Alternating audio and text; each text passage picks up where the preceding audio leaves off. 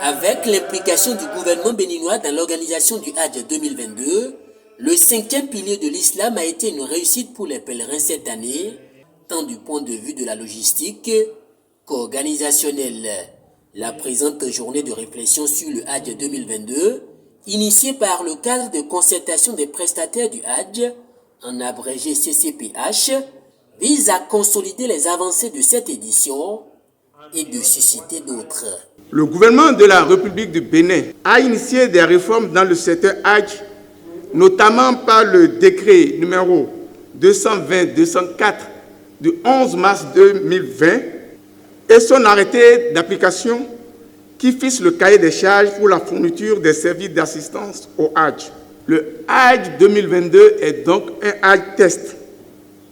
Pour la mise en œuvre de la nouvelle réglementation, nous, prestataires au Hajj, conscients des nouveaux enjeux, il nous apparaît nécessaire, voire impérieux, d'évaluer l'efficacité des actions mises en œuvre au regard de la nouvelle réglementation, de capitaliser les points positifs, de contribuer à améliorer ce qui peut être mieux fait. Je me remercie notre président Talon qui a pu organiser que les visages que je vois ici, tous sont clairs, tous les pèlerins, ils ont parti sans rester quelqu'un.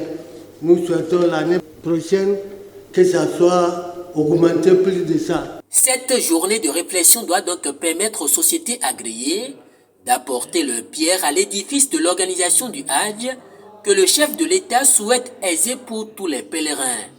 Ainsi, les sociétés agréées au cours de cette journée de réflexion formaliser leur cadre de concertation important sur les fonds baptismaux, leur association dénommée Coordination Hajj Bénin. La création de ce grand regroupement des sociétés prestataires est née de la volonté de ces acteurs de se mobiliser dans un même creuset, sans distinction aucune, dans le but de fédérer leurs efforts afin de réfléchir et de définir les stratégies pour accompagner les réformes gouvernementales et d'harmoniser leur point de vue afin de parler d'une seule et même voix face à l'autorité. Aussi, voudrais-je, du haut de cette tribune, lancer un appel solennel à toutes les sociétés agréées qui hésitent encore à rejoindre nos rangs afin que nous constituions un creuset commun de réflexion et d'analyse pour accompagner le gouvernement dans ces réformes pour que nos prestations soient améliorées et nos intérêts sauvegardés. Cette journée se justifie par le fait qu'il faudra réfléchir pour avancer. Et c'est pour ça qu'on nous a conviés à cette assise. Je voudrais très sincèrement remercier ceux qui sont arrivés et ceux qui n'ont pas pu. Que Dieu fasse que la prochaine fois, qu'ils soient ensemble avec nous.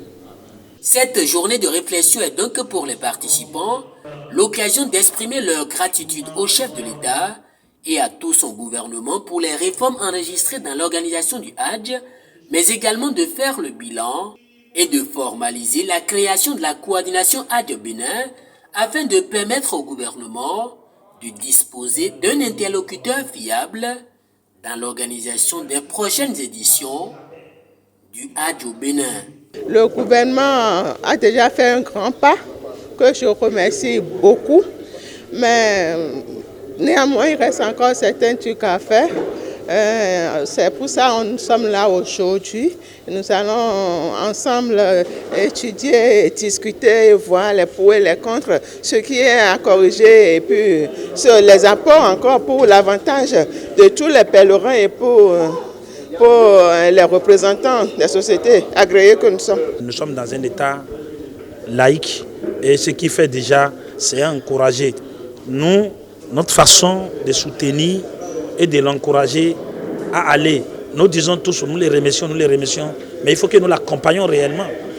Pour notre façon de l'accompagner, c'est de nous inscrire dans la vision de ces réformes-là. Des 27 sociétés agréées, plus de la majorité est ici représentée. La coordination Hajj Bénin portée sur les fonds baptismaux à l'issue des travaux de cette journée de réflexion, est le premier regroupement des sociétés de prestations et d'assistance aux pèlerins au Bénin. Elle ambitionne d'ailleurs d'être l'unique représentante des sociétés agréées.